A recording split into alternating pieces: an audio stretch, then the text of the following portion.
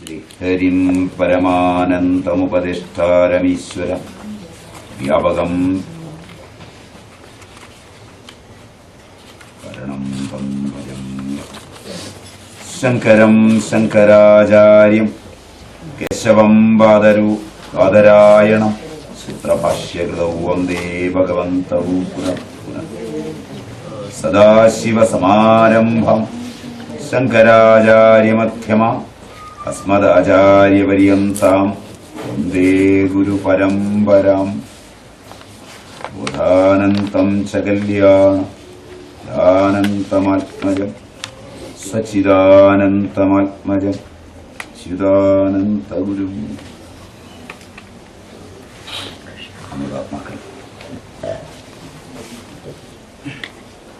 ശ്രീരാമഹൃദയം എന്ന മന്ത്രത്തെ ഉപജീവിച്ച് ക്ലാസ് എടുക്കാനാണ് സംഘാടകർ ആവശ്യപ്പെട്ടത്.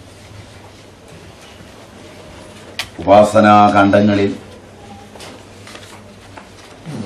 അതിനിർവിശേഷമായ പ്രാധാന്യമുള്ള ഒരു മന്ത്രമാണ് ശ്രീരാമഹൃദയം. ഈ മന്ത്രത്തെ ആസ്പദമാക്കിയാണ് വാൽമീകി രാമായണമെന്ന ആദികാവ്യം രചിച്ചതു തന്നെ. വാൽമീകി രാമായണം 24,000 ശ്ലോകങ്ങളാണ്. 32,000 ശ്ലോകങ്ങളുള്ള യോഗവാസിഷ്ഠവും വാൽമീകിയുടേതാണ്. അതും രാമായണാന്തർഗതമായാണ് എണ്ണുന്നത്. അങ്ങനെ 56,000 ശ്ലോകങ്ങളുള്ള അതിബൃഹത്തായ രാമായണം ത്രേതായുഗ നിർദ്ദിഷ്ടമാണ്. വാൽമീകിയും ശ്രീരാമനുമെല്ലാം ത്രേതായുഗത്തിന്റെ കൽപ്പനയിൽ വരുന്നതാണ്. അല്ല എന്ന് പണ്ഡിതമതമുണ്ട്. സ്വാമി സിദ്ധിനാഥാനന്ദജി ഉൾപ്പെടെ വനത്തിൽ വെച്ച് രാമനെ തിരിച്ചു കൊണ്ടുവരുന്നതിനൊരു ഒരുങ്ങുന്ന ജാബാലി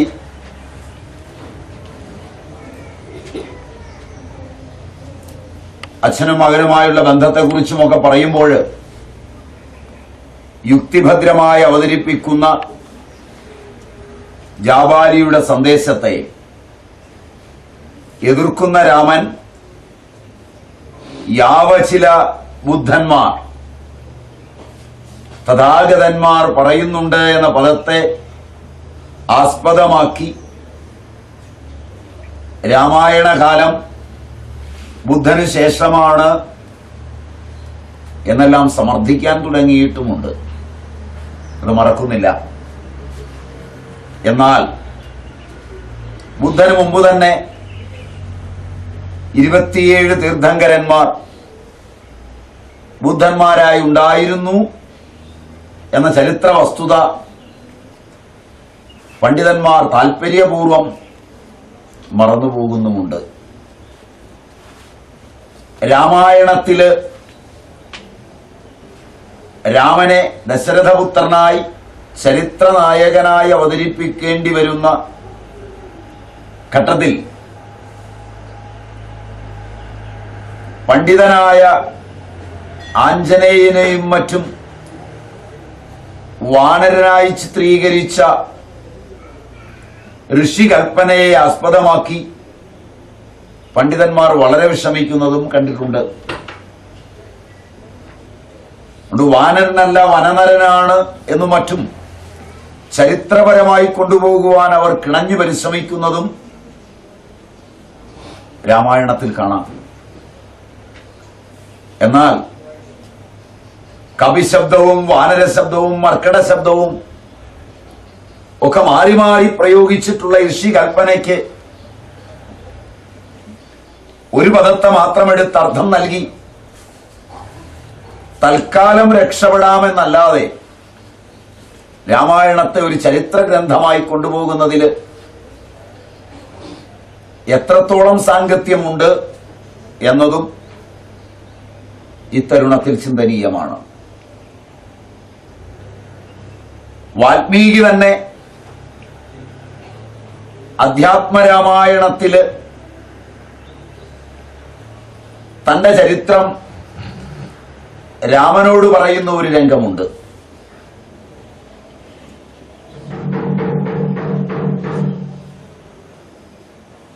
ആ ഭാഗത്തു നിന്നാണ് രാമഹൃദയത്തിന്റെ ഹൃദയസ്പർശിയായ അർദ്ധതലം വാൽമീകി അനുഭവിച്ചിരുന്നു എന്ന് നാം അറിയുന്നത്. മാർക്കണ്ഡേയ പുരാണം ഉത്തരഖണ്ഡത്തിലാണ് രാമായണ മാഹാത്മ്യം കാണുന്നത്. അതിലാണ് രാമായണത്തിന്റെ മാഹാത്മ്യം പറയുന്നത്.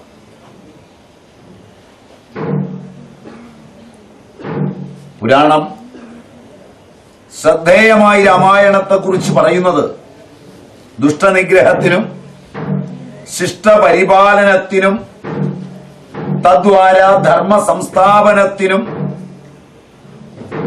വേണ്ടി അവതരിച്ച രാമനെ കുറിച്ചാണ്.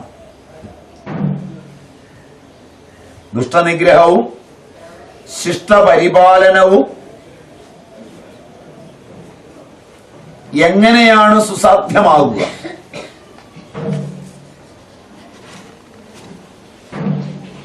ഭാരതീയ ചിന്ത തപസ്സുകൊണ്ട് മാത്രമേ വ്യക്തി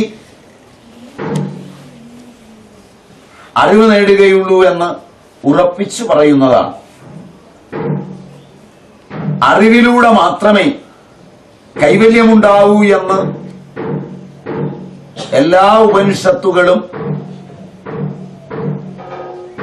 ഏകകണ്ഠമായി അഭിപ്രായപ്പെടുന്നുണ്ട്. വാൽമീകി മഹർഷി 24,000 ശ്ലോകങ്ങളിൽ രാമായണവും 32,000 ശ്ലോകങ്ങളിൽ യോഗവാസിഷ്ഠവും രചിച്ചു. ആ രചനാ വൈശിഷ്ട്യം രാമഹൃദയത്തെ ഉൾക്കൊണ്ടുകൊണ്ടായിരുന്നു. രാമനെ ഒരു ചരിത്ര പുരുഷനായാണ് നാം കാണുന്നതെങ്കിൽ വാൽമീകി രാമായണ ചരിതത്തിലൂടെ കണ്ടെത്തിയതുകൊണ്ടാണ്. സ്വ അനുഭവ ഗീതിയാണ് രാമായണമെന്ന് വാൽമീകി പ്രസ്പഷ്ടമാക്കുന്നുണ്ട്. രാമ നാമവും തപസ്സുമാണ് തന്റെ കൽമഷങ്ങളെ നീക്കിയതെന്ന് സ്വ അനുഭവ വിവരണം നൽകിക്കൊണ്ട് വാൽമീകി രാമനോട് തന്നെ പറയുന്നുണ്ട്. അങ്ങനെയാണ് ആ ചിത്രം അധ്യാത്മരാമായണകാരൻ അവതരിപ്പിക്കുന്നത്. വാൽമീകി രാമായണത്തിലല്ല, അധ്യാത്മരാമായണം. സീതാസമേതനായി തനിക്കിരിക്കാനൊരിടം കാണിച്ചു തരണമെന്ന് പറയുന്ന രാമനോട് സർവഭൂതങ്ങളിലും സ്ഥിതി ചെയ്യുന്നവനാണ് നീ, സർവഭൂതങ്ങളും നിന്നിലാണിരിക്കുന്നത്. അങ്ങനെയുള്ള നിനക്ക് സീതാസഹിതമായിരിക്കുവാൻ പ്രത്യേകിച്ചൊരിടം വേണമെന്നാണെങ്കിൽ നിഷ്കളങ്കരായി നിർമ്മമരായി സമലോഷ്ടാസ്മ കാഞ്ചനന്മാരുമായി സന്മതികളായി ആരുണ്ടോ അവരുടെ ഹൃദയമാണ് നിനക്ക് ഇരിക്കുവാനുള്ള സുഖ മന്ദിരം. ഒരു 11-12 ശ്ലോകങ്ങളിൽ അധ്യാത്മരാമായണകാരൻ, സമയം കിട്ടിയാൽ അത് നമുക്ക് ഇടയിൽ വിശദീകരിക്കാം, ഭംഗ്യന്തരേണ രാമൻ ആരാണെന്നും എവിടെയാണിരിക്കുന്നതെന്നും സ്പഷ്ടമാക്കുന്നു. മൂർത്തീകരിച്ചു പറയുന്ന അധ്യാത്മരാമായണത്തിലെ ഈ ചിന്തയ്ക്ക് ഉറവിടം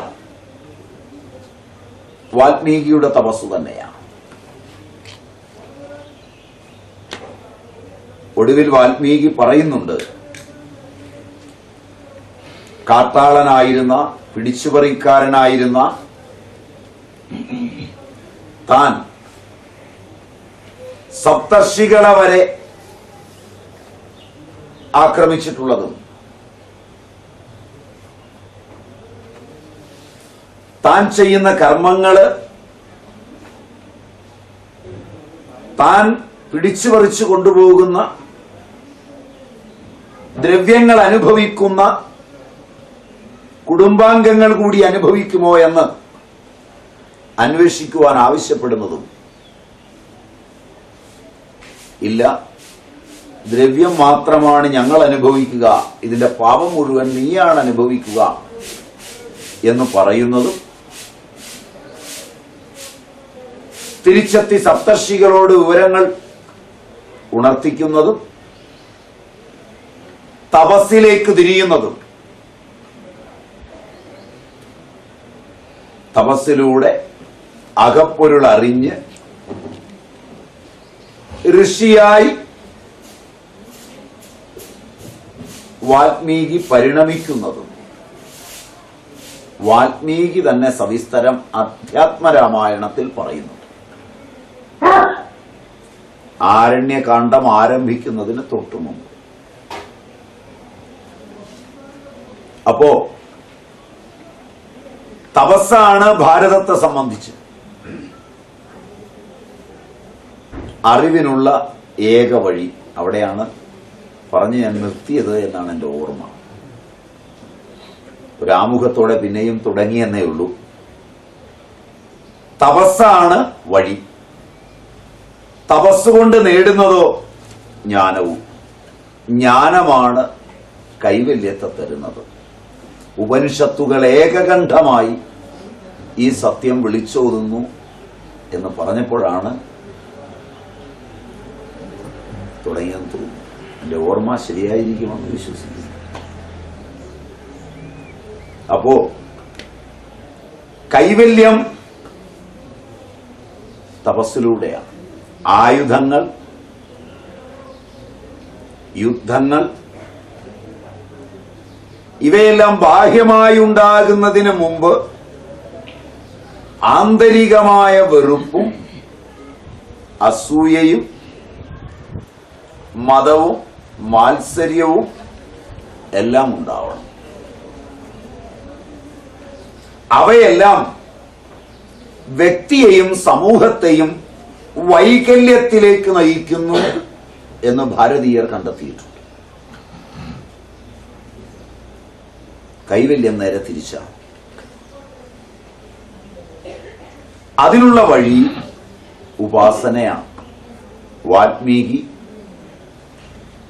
രാമോപാസനയുടെ ചരിത്രമാണ്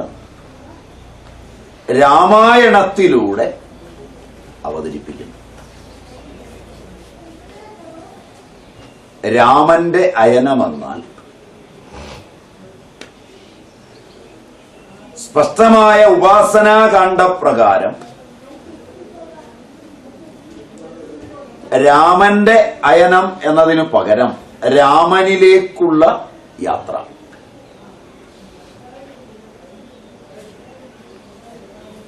രാമായണ കാവ്യത്തിലൂടെ വാൽമീകി വ്യക്തിസത്തയെ രാമനിലേക്ക് യാത്ര ചെയ്യിപ്പിക്കുകയാണ്. അതാവട്ടെ രാമഹൃദയത്തിലേക്കും. ഇതിനുപോത്ബലകമായ മാഹാത്മ്യ കഥനം ഞാൻ നേരത്തെ സൂചിപ്പിച്ചു. ബ്രഹ്മാണ്ഡ പുരാണം ഉത്തരഖണ്ഡത്തിലാണ്. ദുരിഗ്രഹവും ശിഷ്ടപരിപാലനവും തദ്വാര ധർമ്മ സംസ്ഥാപനവും ആണ് വൈഷ്ണവ ചേതനയുടെ അകപ്പൊരുൾ. വൈഷ്ണവമായിരിക്കുന്ന രാമത്വം ഹൃദയത്തിൽ അന്തർഭവിക്കുന്നതിന് രാമഹൃദയത്തിലേക്ക് നാം യാത്ര ചെയ്യണം.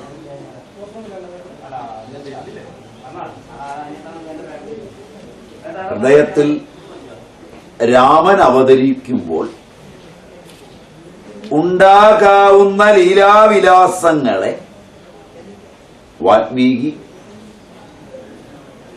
56,000 ശ്ലോകങ്ങളിലാണ് വർണ്ണിച്ചിട്ടുള്ളത്. അത് മന്ദമതികൾക്ക് മനസ്സിലാവുകയില്ലാത്തതിനാൽ വാൽമീകി രാമായണം വായിച്ചു പഠിക്കുക അത്ര എളുപ്പമല്ല എന്ന് കണ്ടിട്ട്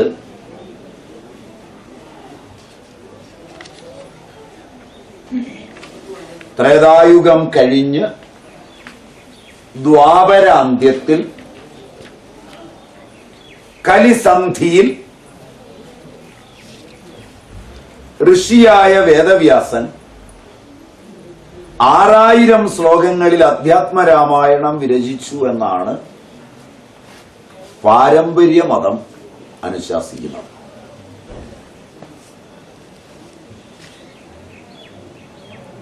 ബ്രഹ്മാണ്ഡ പുരാണത്തിൽ ഇതിന്റെ ചിത്രം തന്നെയുണ്ട്. എന്നാൽ 6000 ശ്ലോകം നമുക്ക് കിട്ടിയിട്ടുള്ള അധ്യാത്മരാമായണത്തിൽ കാണുകയില്ല. 4200 ശ്ലോകങ്ങളാണെന്നാണ് എൻ്റെ ഒരു ഓർമ്മ. ഏതാണ്ട് അത്രയാണ് വാൽമീകി രാമായണത്തിൽ നിന്ന് ഉപജീവിച്ച് അധ്യാത്മരാമായണത്തിൽ ഉള്ളതെന്നാണ് എൻ്റെ ഒരു ഓർമ്മ. ഒന്ന് എണ്ണി നോക്കിക്കോണം നിങ്ങളുടെ കയ്യിലുള്ള പുസ്തകം. 6000 ശ്ലോകങ്ങളില്ല. 1800 ശ്ലോകങ്ങളുടെ കുറവ് അതിൽ കാണും. രാമഗീതയും എല്ലാം ഉൾപ്പെടെ. രാമായണത്തെ വാൽമീകി എങ്ങനെ ഉൾക്കൊണ്ടു എന്ന് മന്ദമതികൾക്കു കൂടി ധരിക്കാവുന്ന വിധത്തിൽ അധ്യാത്മരാമായണകാരനായ വേദവ്യാസൻ അവതരിപ്പിക്കുന്നു എന്നാണ് പാരമ്പര്യ പഠനങ്ങൾ പറയുന്നത്. ഈ പറയുന്നതെല്ലാം പാരമ്പര്യ പഠനമാണ്. ആധുനിക യുക്തികൾക്കോ ആധുനിക രീതിയിലുള്ള അന്വേഷണങ്ങൾക്കോ ഇറങ്ങിത്തിരിച്ചാൽ ഇതിൽ നിന്ന് വ്യത്യാസം ഉണ്ടാവും. അതുകൊണ്ട് ഇത് പഠിക്കുമ്പോൾ ഇത് മാത്രം പഠിക്കുക, അത് പഠിക്കുമ്പോൾ അത് മാത്രം പഠിക്കുക. അത് ശരിയാണെന്ന് തോന്നുമ്പോൾ അതിനെ ഉപജീവിക്കുക, ഇത് ശരിയാണെന്ന് തോന്നുമ്പോൾ ഇതിനെ ഉപജീവിക്കുക. കലരരുത്. കലരുന്നത് സംഘർഷമാണ്. പാരമ്പര്യ പഠനങ്ങളിൽ നിന്ന് കുറച്ചെടുക്കുക, ഈ യുക്തിപൂർവമായ പഠനങ്ങളിൽ നിന്ന് കുറച്ചെടുക്കുക. ജീവിതത്തിനും അറിവിനും അനുഭവങ്ങൾക്കും ദൃഷ്ടനഷ്ടമായ ഈ പ്രപഞ്ചത്തിന്റെ യുക്തികളൊന്നും ബാധകമല്ലെന്നും യുക്തിക്കു തന്നെ അശാസ്ത്രീയമാണെന്നും പാരമ്പര്യവാദികൾ വിശ്വസിക്കുന്നു. ഇത് കുറച്ച് പ്രയാസമുള്ള തലമാണ്.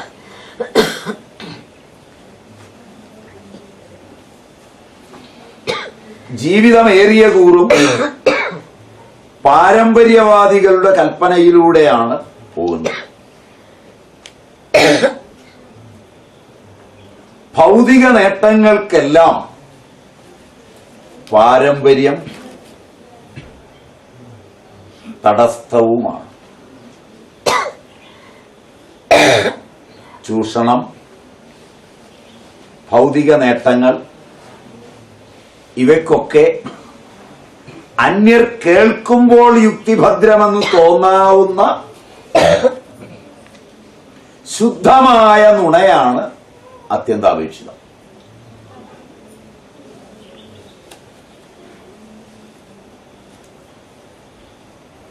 ശാസ്ത്രം അതിൻ്റെ വഴിയിൽ മാത്രമാണ് സഞ്ചരിക്കുക. അവിടെ പരീക്ഷണങ്ങൾ ശാസ്ത്രവും അനുഭവങ്ങൾ അന്ധവിശ്വാസങ്ങളുമാണ്.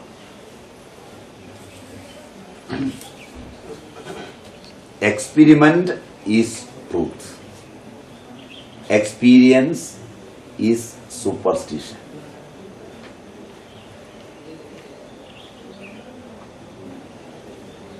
നാല് പേര് ഒരു മുറിയുണ്ടാക്കി അതിനകത്ത് 11 ടെസ്റ്റ് ട്യൂബും വെച്ച് ഒരു ഡിഗ്രി ഉള്ളവന്റെ പേര് ബോർഡിൽ എഴുതി തൂക്കി അതിനകത്തിരുത്തി അവൻ എന്തെല്ലാം നിങ്ങളോട് പറയുന്നുവോ അതൊക്കെ ശാസ്ത്രീയമാണ്. മനസ്സിലായില്ല? പറമ്പിൽ പണിത് നടക്കുന്നവൻ അവൻ കണ്ടും കേട്ടും അനുഭവിച്ച വസ്തുതകളൊക്കെ നിങ്ങളുടെ യുക്തിക്ക് നിരക്കാത്തതും അന്ധവിശ്വാസവും അനാചാരവുമാണ്.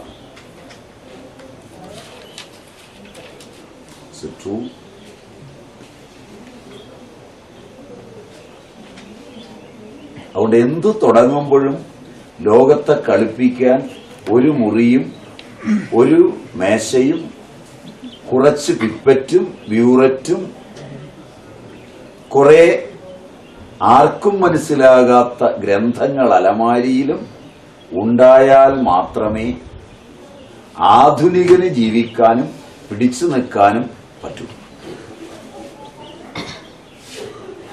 ഇത്രയും ബേസിക് ആയിട്ട് എടുത്തിട്ട് പഠിക്കാൻ തുടങ്ങിയാൽ മതി.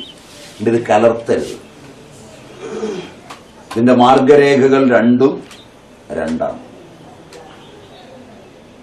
ശരിയാണെന്ന് തോന്നിയാൽ തുടർന്നാൽ മതി. ശരിയല്ല ഞാൻ പറഞ്ഞതെന്നാണ് നിങ്ങളുടെ ഇരിപ്പ് കണ്ടിട്ട് തോന്നി. നിങ്ങൾ ഇരിക്കുന്ന കണ്ടിട്ട് തോന്നുന്നത് സ്വാമി എന്തോ അപകടം പറഞ്ഞു എന്ന് തോന്നലാണ്. പഠിപ്പിക്കുന്ന അധ്യാപകൻ ചോക്ക് കാണിച്ച് ഈ ടെസ്റ്റ് ട്യൂബിനകത്ത് സ്വല്പം സൾഫ്യൂരിക് ആസിഡ് ഒഴിച്ച് അതിനകത്തൊരു കഷ്ണം സിങ്കിട്ടാൽ സിങ്ക് സൾഫേറ്റും ഹൈഡ്രജനും ഉണ്ടാകുമെന്ന് പറഞ്ഞാൽ ആ പരീക്ഷണത്തെപ്പറ്റി കേട്ടാൽ നിങ്ങൾക്ക് ശാസ്ത്രം പഠിച്ചവരായി. ശരിയാണ്, ശരിയാണ്, ശരിയാണ്. നിങ്ങളെ നേരിട്ട് കൊണ്ടുപോയി ഒരു വസ്തുത നിങ്ങളുടെ അച്ഛനായൊരു കൃഷിക്കാരൻ കാണിച്ചു തന്ന് ബോധ്യപ്പെട്ടാൽ എന്തോ അങ്ങനെ കണ്ടതുപോലെ തോന്നുന്നു, എനിക്ക് വിശ്വാസമായിട്ടില്ല. ശരിയാണ്, ശരിയാണ്, ശരിയല്ല. അതുകൊണ്ട് ലോകം ഇങ്ങനെയാണ്. അതുകൊണ്ട് എല്ലാ പഠനങ്ങൾക്കും ഭാരതീയ ചിന്തയിൽ 2 തലങ്ങളുണ്ട്. രാമായണത്തിനും ഒരു പാരമ്പര്യ തലമുണ്ട്. ആ തലത്തിലെ രാമായണം രാമൻ എന്ന ചരിത്ര പുരുഷനെ കുറിച്ചല്ല പഠിപ്പിക്കുന്നത്. വാൽമീകിയുടെ അന്തരംഗത്തിലുളവായ രാമമന്ത്രത്തെ ആസ്പദമാക്കി രാമനിലേക്ക് വാൽമീകി നടത്തിയ ജൈത്രയാത്രയുടെ ചരിത്രവും അതിന്റെ അനുഭൂതി വിശേഷങ്ങളും അതുളവാക്കിയ ലീലാവിലാസങ്ങളുമാണ്. അത് വാൽമീകിക്കല്ലാതെ ത്രേതായുഗം കഴിഞ്ഞ് ദ്വാപര അന്ത്യത്തിലെത്തിയ കാലത്തെ മന്ദമതികൾക്ക് മനസ്സിലാകാത്തതുകൊണ്ട്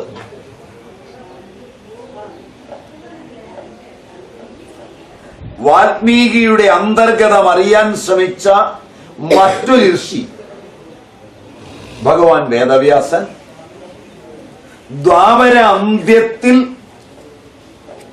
4200 ശ്ലോകങ്ങൾ കയ്യിൽ കിട്ടിയതും 1800 നമുക്ക് കയ്യിൽ കിട്ടാത്തതും ചേർത്ത് 6000 ശ്ലോകങ്ങളിൽ വിശദമായി സാധാരണക്കാരന് മനസ്സിലാകുന്ന ഭാഷയിൽ വിരചിച്ചിട്ടുള്ളതാണ് അധ്യാത്മരാമായണം.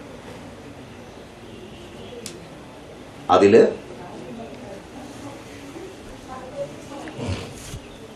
പ്രകടമായി ബ്രഹ്മാണ്ഡ പുരാണം പറയുന്നത് ബ്രഹ്മനാരദ സംവാദമാണ്.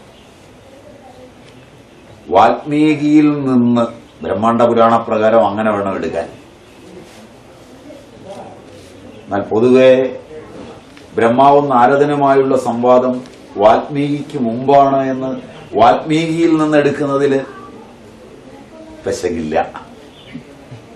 ഇതാണ് ഞാൻ പാരമ്പര്യ പഠനത്തിന്റെ അംഗി ഭാവങ്ങളുടെ തലം. ഇതിന്റെ കോൺട്രവേഴ്സിയാണ് ഇതിലെ അറിവ്. മറ്റുള്ളിടത്ത് അറിവ് എന്നത് സയുക്തികമായിരിക്കണം എന്നതാണ് നിർബന്ധം. യുക്തിയിലൂടെ പോകുമ്പോൾ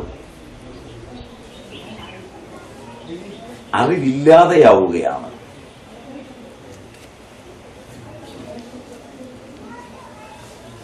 എവിടെയോ യുക്തി ഇല്ലാതെ വരുമ്പോഴാണ് ഏകാന്തതയിൽ ഒരന്വേഷണത്തിന് സാധ്യതയുണ്ടാകുന്നത്. യുക്തിപൂർവമായാൽ അന്വേഷണം ഇല്ല. അവിടെ അറിവ് അസ്തമിക്കുകയാണ്, അറിവ് ഉദയം ചെയ്യുന്നില്ല. അതിന്റെ ഉത്തരം ഇന്നതാണ് എന്ന് സയുക്തികം ബോധ്യപ്പെട്ടാൽ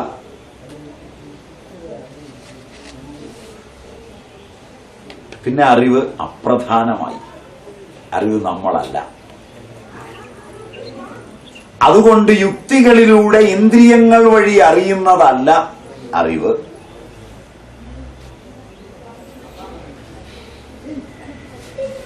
എപ്പോഴൊക്കെ അറിവിന്റെ സംഘർഷങ്ങൾ ഉണ്ടാകുന്നുവോ അപ്പോഴുളവാകുന്ന സംഘർഷത്തെ ആന്തരികമായ തപസ്സുകൊണ്ട് ശാന്തമാകുന്നതാണ് അറിവ്. അത് പുറത്ത് നടക്കുന്ന പ്രക്രിയയല്ല, പുറത്തൊരാൾക്ക് പറഞ്ഞു തരാവുന്നതല്ല. ഇങ്ങനൊരു സങ്കേതം ഭാരതീയരുടെ ഇടയിലാണ്. ആ സങ്കേതത്തിൽ അമർന്നാണ് നാരദൻ സർഗം, കാണ്ഡം എന്ന നിലയിൽ വാൽമീകി രാമായണത്തെ പോലെ തന്നെയാണ് അധ്യാത്മരാമായണവും രചിച്ചിരിക്കുന്നത്. ആ നിലയിലൊക്കെ അത് തുല്യമാണ്. ബ്രഹ്മദേവൻ നാരദൻ ഉപദേശിച്ച അധ്യാത്മരാമായണ കഥയെ നൈവിശാരണ്യത്തിൽ വസിക്കുന്ന മഹർഷിമാരോട് സൂതൻ പറയുന്ന രീതിയിലാണ് അധ്യാത്മരാമായണം ആരംഭിക്കുന്നത്. ഇത് പുരാണത്തിലെ വന്ദന ശ്ലോകത്തിൽ തന്നെ കാണാം പഠിക്കാൻ പോകുമ്പോൾ. പഴയ കാലത്ത് ഇതിനൊരു പാരമ്പര്യമുണ്ട്. ബ്രഹ്മദേവൻ നാരദൻ ഉപദേശിക്കുന്നു, നാരദൻ തനിക്ക് ലഭിച്ച സന്ദേശത്തെ ഋഷിമാർക്ക് ഉപദേശിക്കുന്നു. അതിന്റെ പരമ്പരയിൽ സൂതൻ പഠിക്കുന്നു, സൂതൻ പിന്നീട് മഹർഷിമാർക്ക് ഉപദേശിക്കുന്നു, പിന്നീട് വന്ന ഇങ്ങനെ പരമ്പര തുടരുന്നു. ആ പരമ്പരയിലെ കണ്ണികൾ പിന്നീട് സൂതന്റെ കർമ്മം മുത്തശ്ശിമാരേറ്റെടുക്കുന്നു. മുത്തശ്ശിമാരിൽ നിന്നത് എപ്പോഴോ നല്ല കച്ചവടക്കാരിലേക്ക് മാറുന്നതോടുകൂടി പുരാണങ്ങളും അവയുടെ അന്തസ്ഥിത ചൈതന്യവും നഷ്ടമാവുക. അതാണ് ഇന്ന് സംഭവിച്ചിരിക്കുന്നത്. ഇന്ന് വരെയുള്ള ചരിത്രം അതാണ്. ഒരു 25-30 കൊല്ലങ്ങൾക്കപ്പുറം വരെ സൂത പാരമ്പര്യത്തിന്റെ, സൂത പൗരാണിക പാരമ്പര്യത്തിന്റെ രജതരേഖകൾ വീട്ടിലെ മുത്തശ്ശിമാരിൽ കാണാം.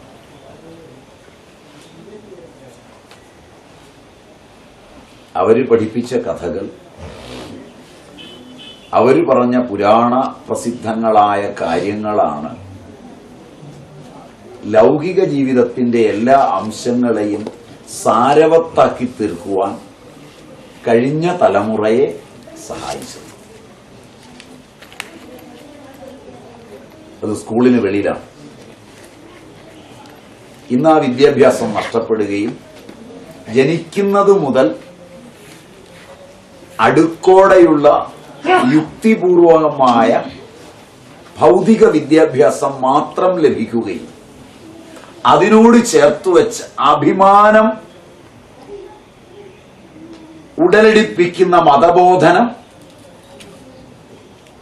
രൂപപ്പെടുത്തുകയും ആ യുക്തികളോടും ആ ശാസ്ത്ര പഠനങ്ങളോടും ചേർത്തുവെച്ച് മതത്തിന്റെ ചിന്തകളെ പുതിയ ആചാര്യവര്യന്മാർ യുക്തിപൂർവം വ്യാഖ്യാനിച്ചു തരികയും അതിലെ അഭിമാനം വർദ്ധിക്കുവാൻ പ്രേരിപ്പിക്കുകയും ചെയ്യുമ്പോൾ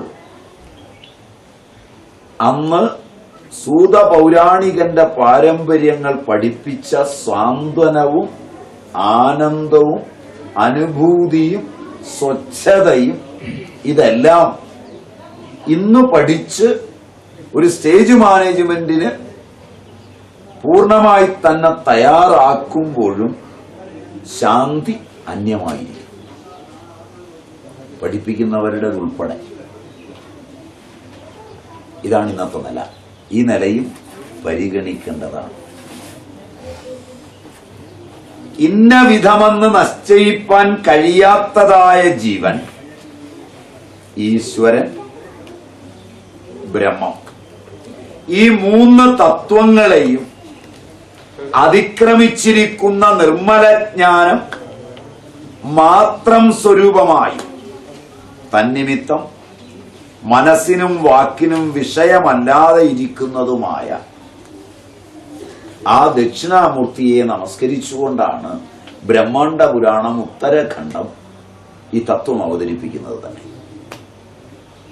അവിടെ യോഗിയായ നാരദമുനി സംസാര സംതപ്തരായി വസിക്കുന്ന ജനങ്ങളെ ജ്ഞാനോപദേശം ചെയ്ത് അനുഗ്രഹിക്കുന്നതിനുള്ള ആഗ്രഹത്താൽ ഓരോ ലോകത്തിലും സഞ്ചരിക്കുന്നതായാണ് ചിത്രീകരിച്ചിരിക്കുന്നത്.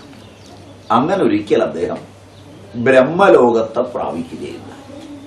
അപ്പൊ ബ്രഹ്മലോകത്തില് എത്തിയപ്പോൾ അറിയേണ്ടതായ പരമതത്വത്തെ അറിഞ്ഞിരിക്കുന്ന നാരദ മഹർഷി സാധിക്കേണ്ടതായ ദൗത്യം മറ്റൊന്നും ഇല്ലാത്തതിനാൽ പരാനുഗ്രഹം തന്നെ സഞ്ചാര ഉദ്ദേശ്യം എന്ന് തീരുമാനിച്ച് എത്തുന്നു എന്ന് ബ്രഹ്മാണ്ഡ പുരാണം പറയുന്നു.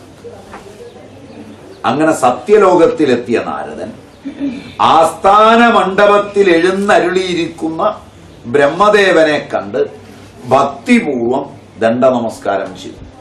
ബ്രഹ്മദേവൻ അപ്പോൾ എങ്ങനെ ഇരിക്കുന്നു എന്നും ബ്രഹ്മാണ്ഡ പുരാണം പറയുന്നുണ്ട്. 4 മുഖങ്ങളിൽ നിന്ന് 4 വേദങ്ങൾ മൂർത്തിമത്തുകളായിട്ട് 4 ഭാഗത്തും നിലകൊള്ളുന്ന ബ്രഹ്മദേവൻ. ഇതൊക്കെ ഒരു വ്യക്തിയായി നമുക്ക് മനസ്സിലാകാൻ പാകത്തിനാണ് എഴുതിയിരിക്കുന്നതെങ്കിലും അല്പം ഏകാഗ്രമായാൽ, ബുദ്ധി മാറി നിന്നാൽ 4 വേദങ്ങള് 4 പുരുഷാകാരം പൂണ്ട മൂർത്തിമത്തായ ദിവ്യ വിഗ്രഹത്തോടുകൂടി നിൽക്കുന്നു എന്ന സംജ്ഞയിൽ നിന്ന് തന്നെ അറിവിനെയാണ് മൂർത്തിമത്തായി കാണിച്ചിരിക്കുന്നത് എന്ന് ബോധ്യമാവും. ഭഗവാന്റെ ദിവ്യ വിഗ്രഹത്തിൽ നിന്ന് വീശുന്ന ബാലസൂര്യപ്രഭാ സദൃശിയായ കാന്തി ആ സഭയുടെ അന്തർഭാഗത്തെ സവിശേഷം പ്രകാശിപ്പിക്കുന്നു, കാവ്യഭംഗിയിൽ അവതരിപ്പിക്കുന്നത്. മാർക്കണ്ഡേയൻ മുതലായ മുനിമാർ ചുറ്റുമിരുന്ന് മാഹാത്മ്യ കീർത്തനം ചെയ്യുന്നു. അറിവിന്റെ ഭൂതഭവ്യ ഭവിഷ്യത്തുകളിലെ സകല കാര്യങ്ങളെയും കണ്ടുകൊണ്ട് ഇരിക്കുന്ന ജ്ഞാനശക്തി സ്വരൂപേണ ധരിച്ചിരിക്കുന്ന സരസ്വതി സന്നിധാനത്തിൽ വിളങ്ങുന്നു.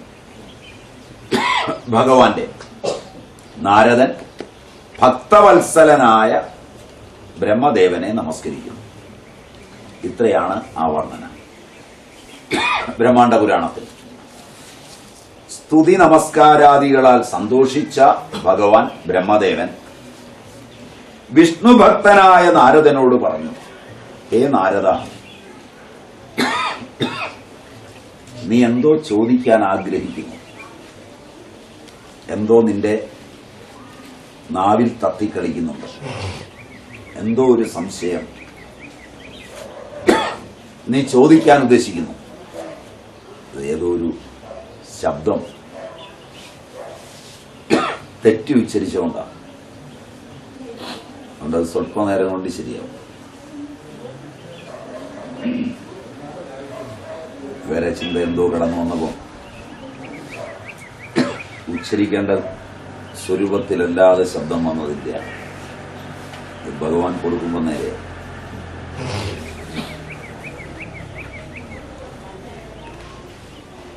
അപ്പൊ സരസ്വതിയോടുകൂടി വിളങ്ങുന്ന ബ്രഹ്മദേവൻ നാരദനോട് പറഞ്ഞു, നാരദ, നീ എന്തോ ചോദിക്കാൻ ആഗ്രഹിക്കുന്നുണ്ട്, ചോദിച്ചുകൊള്ളൂ. എനിക്ക് നീ ചോദിക്കുന്നതിൽ വിരോധമില്ല. എന്തുമാവട്ടെ അതിനുത്തരം ഞാൻ പറഞ്ഞുകൊള്ളാം. അപ്പൊ നാരദൻ പറഞ്ഞു, ഇന്നത് ശോഭനം, ഇന്നത് അശോഭനം. ലോകത്ത് രണ്ടെണ്ണമാണുള്ളത്. ഒന്ന് ശോഭനമായത്, ഒന്ന് അശോഭനമായത് എന്ന കാര്യങ്ങളൊക്കെ ഇതിനു മുമ്പേ തന്നെ നിന്തിരുവടിയിൽ നിന്ന് ഞാൻ കേട്ടിട്ടുണ്ട്. അതിലൊന്നും എനിക്ക് സംശയമില്ല. ഹേ സുരശ്രേഷ്ഠ, ഞാൻ കേൾക്കണമെന്ന് ആഗ്രഹിക്കുന്ന സംഗതി ഒന്നു മാത്രമാണ്. എനിക്ക് ഒന്നേ അറിയുള്ളൂ. അത് രഹസ്യമാണെങ്കിൽ കൂടി നിന്തിരുവടിയുടെ അനുഗ്രഹമുണ്ടായാൽ അരുളി ചെയ്യണം. അതെത്ര രഹസ്യമായിരുന്നാലും അവിടുന്ന് പറഞ്ഞു തരണം. മഹാഭയത്തെ ജനിപ്പിക്കുന്ന കലിയുഗം വന്നിരിക്കുന്നു. അധ്യാത്മരാമായണത്തിന്റെ സംജ്ഞ കലിയുഗ ആരംഭത്തിലാണ്. ത്രേതയിൽ നടന്ന രാമാവതാര കഥയാണ് വാൽമീകി രചിച്ചിട്ടുള്ളത്. വാൽമീകിയുടെ കാലം ത്രേതയിലാണ്. ത്രേത കഴിഞ്ഞ് ദ്വാപര അന്ത്യത്തിൽ, ദ്വാപര ആരംഭം മുതലുള്ള കഥയിലൂടെ പോരുന്ന വേദവ്യാസൻ ദ്വാപര അന്ത്യത്തിൽ ആണിത് രചിക്കുന്നത്. അതിനു മുമ്പുള്ള സംഗതിയാണ് പറയുന്നത്. മഹാഭയത്തെ ജനിപ്പിക്കുന്ന കലിയുഗം വന്നിരിക്കുന്നു. പ്രായേണ സകല ജനങ്ങളും സത്യം പറയാതിരിക്കുക മുതലായ ദുഷ്പ്രവൃത്തികളിൽ രസിക്കുന്നു. ഒരാവശ്യവുമില്ലെങ്കിലും സത്യം പറയില്ല എന്നൊരു വാശി, അത് സ്വഭാവമായി തീർന്നിരിക്കുന്നു ഒരു കാലത്തിൽ.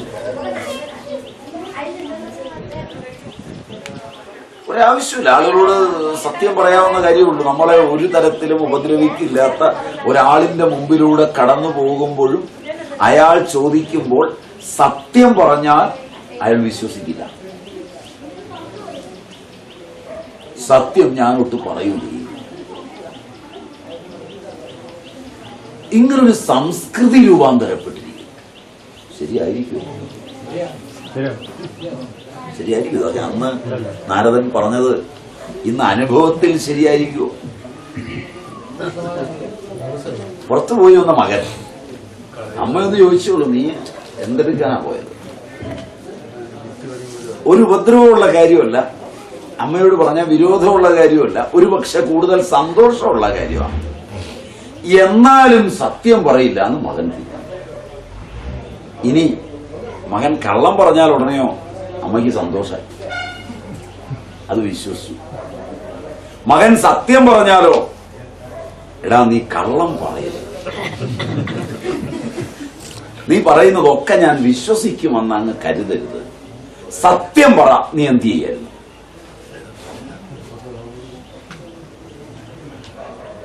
എല്ലാ ബന്ധവും മാതൃപുത്ര ബന്ധമായാലും പിതൃപുത്ര ഏറ്റവും കൂടിയത് ഞാൻ പറഞ്ഞതേ ഉള്ളൂ. ലോകത്തിലെ പാരസ്പര്യങ്ങളിൽ സ്വഭാവേനയുള്ള ഏറ്റവും ഗൂഢവും ഏറ്റവും ആനന്ദപൂർവകവും ഏറ്റവും ശ്രേഷ്ഠവുമായ പാരസ്പര്യം മാതൃപുത്ര പാരസ്പര്യമാണ്. അത് കഴിഞ്ഞ ഇതര പാരസ്പര്യങ്ങളൊക്കെ ഉള്ളൂ. ഗുരുശിഷ്യ പാരസ്പര്യമായാലും പിതൃപുത്ര പാരസ്പര്യമായാലും ഭാര്യാഭർത്തൃ പാരസ്പര്യമായാലും പാരസ്പര്യം എന്ന പദം ഇന്ന് എത്ര ഉപയോഗിക്കാമെന്നും എനിക്ക് സംശയമുണ്ട്.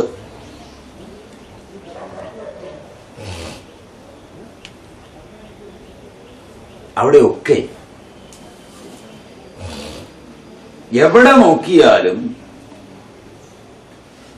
പാരസ്പര്യ നിർദ്ദിഷ്ടമായ സത്യം അപ്രസക്തമായിത്തീരുന്നു എന്ന് കണ്ട നാരദൻ. ശരിയായിരിക്കും. സാങ്കത്യമുണ്ടോ?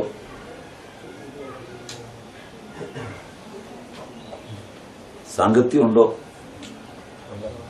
ഇല്ല. നമ്മളൊക്കെ സത്യവാദികളാണ്. സത്യവാദിനം അക്രോധം അധ്യാത്മ പ്രവണേന്ദ്രിയം ശാന്തം സദ്വൃത്തനിരതം. ആകെ ഒരു രസായനം ഇതാണെന്നാണ് ആയുർവേദം പറയുക. നിത്യരസായനം ഇതാണ്. ഇത് കഴിക്കുന്നവൻ വേറെ രസായനമൊന്നും കഴിക്കണ്ട. പൂർണ്ണാരോഗ്യവാനായിട്ട് മരിക്കാം. സത്യവാദിനഃ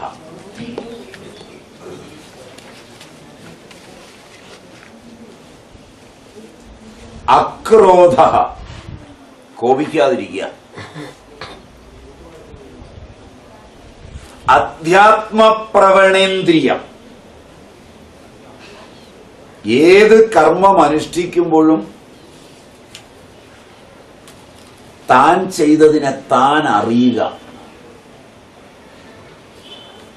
അറിയാതെ ചെയ്യാതിരിക്കുക. ശാന്തമായിരിക്കുക. സദ്വൃത്ത നിരതനായിരിക്കുക.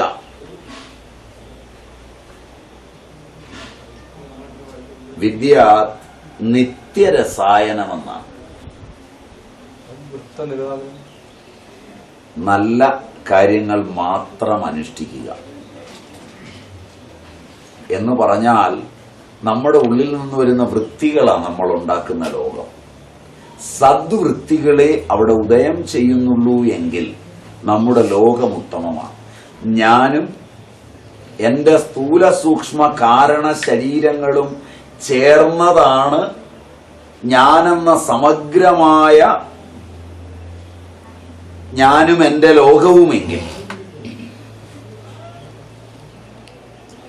എൻ്റെ വൃത്തിയിൽ ഉദയം ചെയ്യുന്ന ബോധമാണ് എൻ്റെ ലോകമെങ്കിൽ, എൻ്റെ വൃത്തിയിൽ കാണുന്ന ചെടിയും കാണുന്ന കല്ലും കാണുന്ന മരവും കാണുന്ന മനുഷ്യനും കാണുന്ന ജീവജാലങ്ങളും എൻ്റെ വൃത്തിവിശിഷ്ടമായി മോശമാകുമ്പോൾ എന്നിലുണ്ടാകുന്ന അന്ധക്ഷോഭങ്ങളാണ് എൻ്റെ ആരോഗ്യത്തിൻ്റെ പ്രശ്നസങ്കുലങ്ങളായ ലോകങ്ങളെങ്കിൽ, എന്നിൽ സദ്വൃത്തികളെ ഉണ്ടാകുന്നുള്ളൂ എങ്കിൽ ഞാൻ കാണുന്ന ലോകം എന്നോട് ചേർത്ത് ആരോഗ്യമുള്ള ഒരു ലോകമായിരിക്കുന്നു.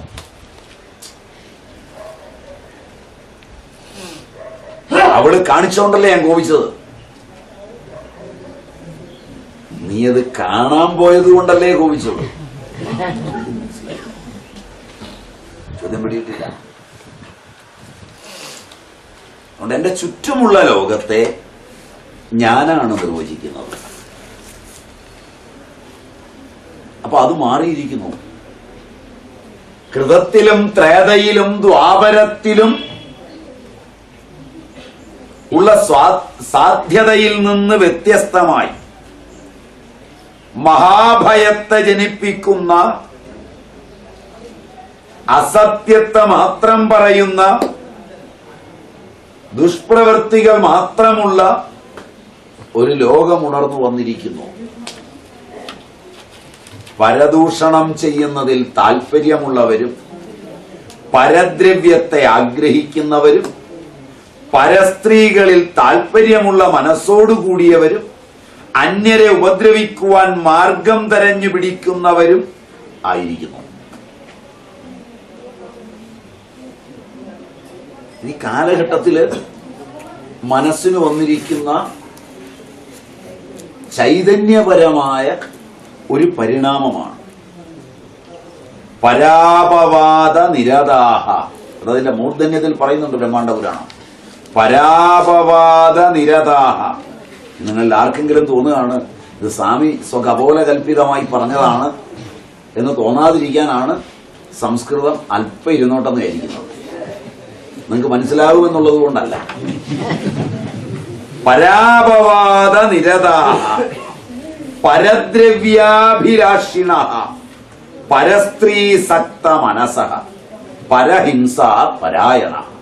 ഇനി പറയണ്ടല്ലോ, ഇതാണ് ഇന്ന് നില.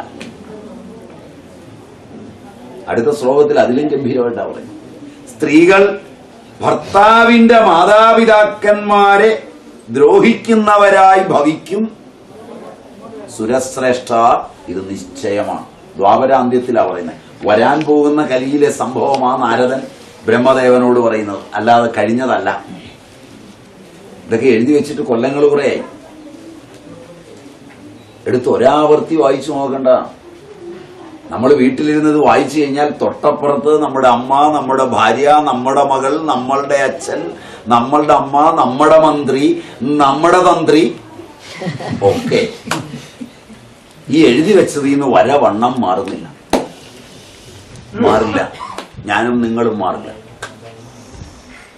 കാരണം ഇത് എഴുതിയത് അകക്കണ്ണുള്ളവനാണ്. ഇതിന്റെ ശാസ്ത്രം study of the visibles in terms of the calculables അല്ല. മനസ്സിലായില്ല?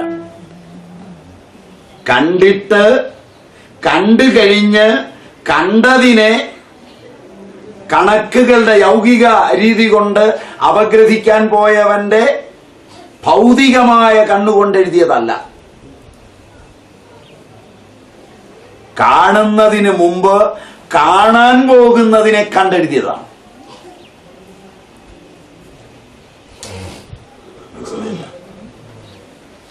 അതുകൊണ്ട് അത് സമഗ്രമാണ്. കണ്ട് കഴിഞ്ഞിട്ട് എഴുതിയതല്ല. കാരണം ഇത് സംസ്കൃത ഭാഷയുടെ അന്നത്തെ നിലയിൽ എഴുതി വെച്ച ഇതില് നമ്മൾ നോക്കിയാൽ ഒരു കാര്യവുമില്ല. കൃഷിക്കാരനായൊരു കാർന്നോര് അയാളുടെ മകനെ പിടിച്ച് വളരെ പഠിപ്പുള്ള ഒരു പെണ്ണിനെ ചേർത്ത് കൊടുത്ത് വിവാഹമൊക്കെ കഴിച്ച് അങ്ങനെ ജീവിക്കുകയാണ്. അപ്പോ ഭർത്താവിന് അച്ഛനോട് അല്പം സ്നേഹമുണ്ട്. കാരണം അമ്മ മരിച്ചിട്ടും തന്നെ കുട്ടിയായിട്ടിരിക്കെ വളർത്തിക്കൊണ്ടുവന്ന തന്തയാണ്. അമ്മ ചെറുപ്പത്തിലേ മരിച്ചു. അച്ഛൻ തനിച്ചാണ്. അച്ഛൻ വേറെ വിവാഹം കഴിച്ചില്ല. കുഞ്ഞിനെ വളർത്തുന്നതിന് വേണ്ടി സകല ക്ലേശങ്ങളും സഹിച്ചു, പഠിപ്പിച്ചു. അവനെ അങ്ങ് പേഷ്കാരാക്കി. അവനെ നാട്ടിലെ ഒരു പ്രമാണിയുടെ മകളെ കൊണ്ട്, വലിയ പഠിപ്പുള്ള ഒരുത്തിയെ കൊണ്ട് കല്യാണവും കഴിപ്പിച്ചു. ഇവിടെ വന്നപ്പോൾ തന്തയും മകനും തമ്മിലുള്ള ഈ സ്നേഹം നിലനിൽക്കുന്നത് മാത്രം ഇവർക്ക് സഹിക്കാതായി. ഇഷ്ടമല്ലാത്ത ഒരു സാധനമേ ഉള്ളൂ സ്നേഹം. എന്തിനെങ്കിലും ആരെങ്കിലും സ്നേഹിക്കുന്നു എങ്കിൽ അവർ ലോകത്തിലെ എല്ലാ സ്നേഹവും ഇഷ്ടപ്പെടേണ്ടതാണ്.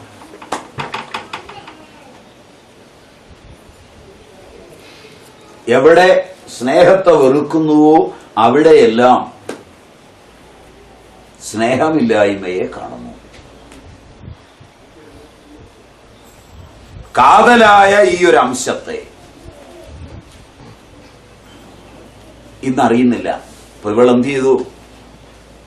അയാൾക്ക് ചോറ് വിളമ്പി കൊടുക്കുമ്പോ, ഭർത്താവ് വന്നു അയാൾക്ക് അടുക്കള ചോറ് വിളമ്പി കൊടുക്കുമ്പോ അങ്ങേയറ്റത്തെ മുറിയിലിരിക്കുന്ന തന്തയിൽ അടുക്ക ചെന്ന് പതുക്കെ ചോദിക്കും, കിളവാ ഞാൻ തന്റെ മുടി ചീകി തരട്ടെ. അപ്പൊ ഇയാൾ ചീത്ത വിളിക്കും. അയാൾ ഉറക്കയാ വിളിക്കുക, ഇവിടെ പതുക്കെയാ പറയാ. അയാള് ചീത്ത വിളിക്കുന്നത് അടുക്കളയിൽ ഇരുന്നുണ്ടെന്ന ഭർത്താവ് കേൾക്കുന്നത്. ഭാര്യ ചെന്ന് വളരെ സ്നേഹത്തോടെ എൻ്റെ അച്ഛനെ വിളിച്ചിട്ടു അച്ഛൻ ഇങ്ങനെ ചീത്ത വിളിക്കുക. ഊണൊക്കെ കഴിഞ്ഞ് അയാളെന്ന് പറഞ്ഞു അച്ഛൻ ഇങ്ങനെ ചീത്ത വിളിക്കരുത്. അച്ഛന് പറയാനുള്ളതൊന്നും കേൾക്കാൻ താല്പര്യമില്ല. ഇവള് പതുക്കെ പറഞ്ഞിട്ടാണ് ഇയാളെ കൊണ്ട് ഉറക്കെ ചീത്ത വിളിപ്പിക്കുന്നത്. ഒരു 10 പ്രാവശ്യം ആകുമ്പോൾ ഇവൻ അച്ഛനെ ഒരു അനാഥാലയത്തിലേക്ക് കൊണ്ടുവിടുന്നു. അവന്റെ മനസ്സിൽ അവൻ ചെയ്തത് ശരിയാണ്. ഇങ്ങനെ ഭർത്താവിന്റെ അച്ഛനമ്മമാരെ ദ്രോഹിക്കുന്നവരായി സ്ത്രീകൾ ഭവിക്കും, സംശയമില്ല. നാരദൻ പറയുന്നതാണ്. ഊർധ്വഗതി അങ്ങനെയാണെങ്കിൽ എങ്ങനെ ലഭിക്കും? വിചാരശക്തിയില്ലാതെ ജനങ്ങൾ പ്രവർത്തിക്കും. ഇവരൊക്കെ എങ്ങനെയാണ് ഭൂർലോകത്തിൽ നിന്ന് ഭൂവർലോകത്തിലേക്ക്, ഭൂവർലോകത്തിൽ നിന്ന് സ്വർലോകത്തിലേക്കൊക്കെയുള്ള മനസ്സിന്റെ ഊർധ്വഗതിയിൽ സഞ്ചരിക്കുക? അധോഗമനമല്ലേ ഉണ്ടാവൂ ഭഗവാനെ. അപ്പൊ ഭൂലോകത്തിനുമേൽ ഭൂവർലോകം വരെയുള്ള ഊർധ്വഗതിയെ പരലോകഗതി എന്നാണ് പണ്ടുള്ളവർ പറയുന്നത്. മനസ്സ് സ്വച്ഛന്തം പോണം. ഭൗതികങ്ങളായ ഓരോ നേട്ടങ്ങളും മനസ്സിനെ താഴേക്കാണ് കൊണ്ടുപോകുന്നത്. മനസ്സിനെ ഊർധ്വഗതിയിലേക്ക് കൊണ്ടുപോകുന്നില്ല. ജനം അതിൽ തൽപരരായി കാണുകയും ചെയ്യുന്നു. അപ്പൊ ദുരാചാരങ്ങൾ നിമിത്തം അനർത്ഥം നശിക്കാതെയും ചിത്തശുദ്ധിക്ക് കാരണമായിരിക്കേണ്ടുന്ന ധർമ്മം അനുഷ്ഠിക്കാതെയും ഇരിക്കുന്നു. ഇതിന് എന്താണൊരു പരിഹാരം ഭഗവാനെ? എങ്ങനെ ഇവർക്ക് മേൽഗതി ഉണ്ടാവും? ഈ ചിന്തയാൽ എന്റെ മനസ്സ് വ്യാകുലമാണ്. ലഘുവായ ഒരു ഉപായം അവിടുന്ന് അരുളി ചെയ്യണം. ഇതിന് ബ്രഹ്മദേവൻ പറഞ്ഞ മറുപടിയാണ് രാമഹൃദയ മന്ത്ര ആഗമനത്തിന് കാരണം. ഇത്രയാണ് ചിന്താപൂർവം നാരദൻ അവതരിപ്പിക്കുന്നത്. എന്റെ സംക്ഷിപ്ത രൂപമാണ് ഞാൻ പറഞ്ഞത്. ബ്രഹ്മാണ്ഡ പുരാണത്തിൽ അതിന് ബ്രഹ്മദേവൻ പറഞ്ഞു, ഹേ സാധുവായിരിക്കുന്നവനെ, ജനങ്ങൾക്ക് ഹിതമായതിനെ നീ ചോദിച്ചു. അതിനാൽ ഞാൻ ആദരപൂർവം പറയുന്ന മറുപടിയെ മനസ്സിരുത്തി കേൾക്കുക. ഭക്താനുഗ്രഹ തൽപരയായ പാർവതി പണ്ട് ഈ ചോദ്യം പരമേശ്വരനോട് ചോദിച്ചിട്ടുണ്ട് കൈലാസാചലത്തിൽ വെച്ച്. ഇങ്ങനെയാണ് ബ്രഹ്മദേവൻ പറഞ്ഞത്. അതിന്റെ പൊരുള് മുഴുവൻ പരമേശ്വരൻ അറിയാം, പാർവതിക്ക് പകുതി അറിയാം, എനിക്കതിന്റെ പകുതി അറിയാം. കാരണം ഞാൻ ഇവര് തമ്മിലുള്ള സംഭാഷണം കേട്ടവനാണ്. മുഴുവൻ എനിക്ക് കിട്ടില്ല. ഇതിന്റെ ഒറിജിനല് പരമേശ്വരന്റെ കയ്യിലാണ്.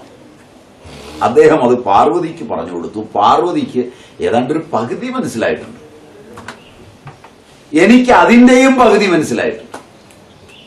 അത് ഞാൻ നിനക്ക് പറഞ്ഞു. ഇങ്ങനെയാണ് ഇതിന്റെ ചർച്ച പോകുന്നത്. അതുകൊണ്ട് ഒരു കാര്യം കൂടെ നമ്മോട് സൂചിപ്പിക്കുന്നുണ്ട്. ഈ പുരാണവും ബ്രഹ്മാണ്ഡ പുരാണവും രാമായണവും അറിവ് കാലം ചെല്ലും തോറും കുറയുകയാണ്.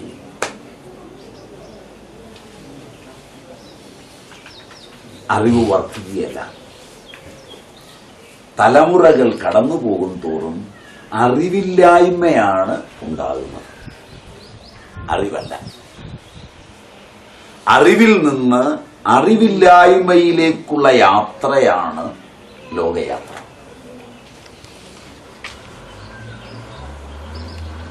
അറിവിലേക്കുള്ള യാത്ര അകത്തേക്കുള്ള യാത്രയാണ്. ഇന്ദ്രിയങ്ങളൊക്കെ പുറത്തേക്കാ തുറന്നു വെച്ചിരിക്കുന്നത്. അതുകൊണ്ട് അറിവിലേക്ക് യാത്ര ചെയ്യാനാവില്ല. അറിവ് അകത്തായിരിക്കുന്നത്. അകത്തെ വാതായനങ്ങളെല്ലാം കൂട്ടിവെച്ചിരിക്കുകയാണ്.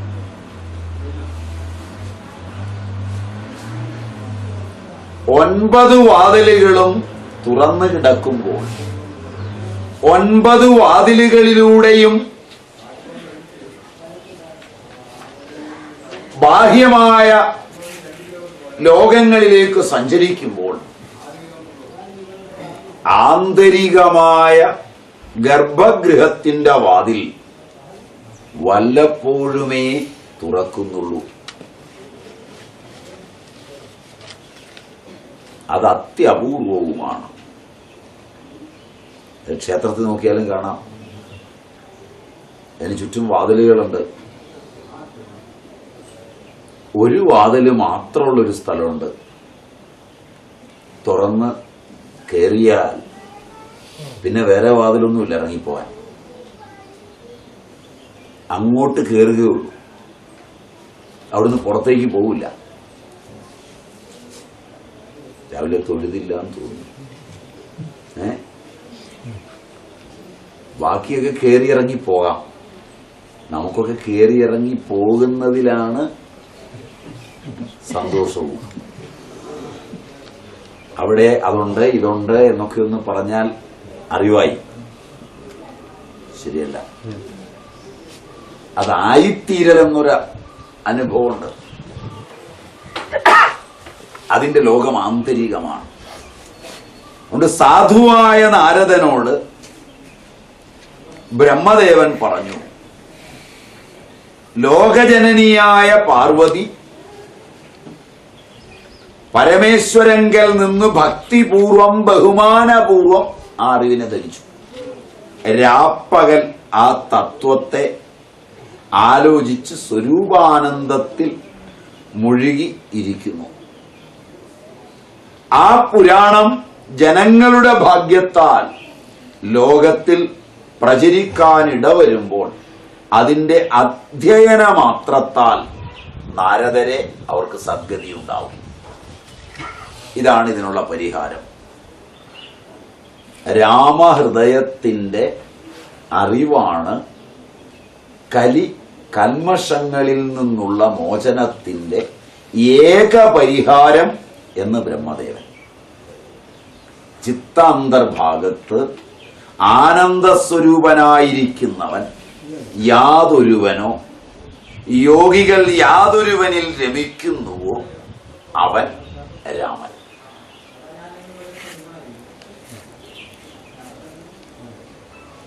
ഈ രാമന് കല്ലി ചുമക്കണ്ട.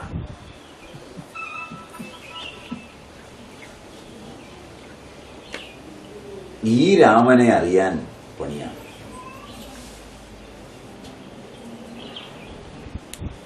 ഏതൊരു ബോധത്തിൽ ഏതൊരാനന്ദത്തിൽ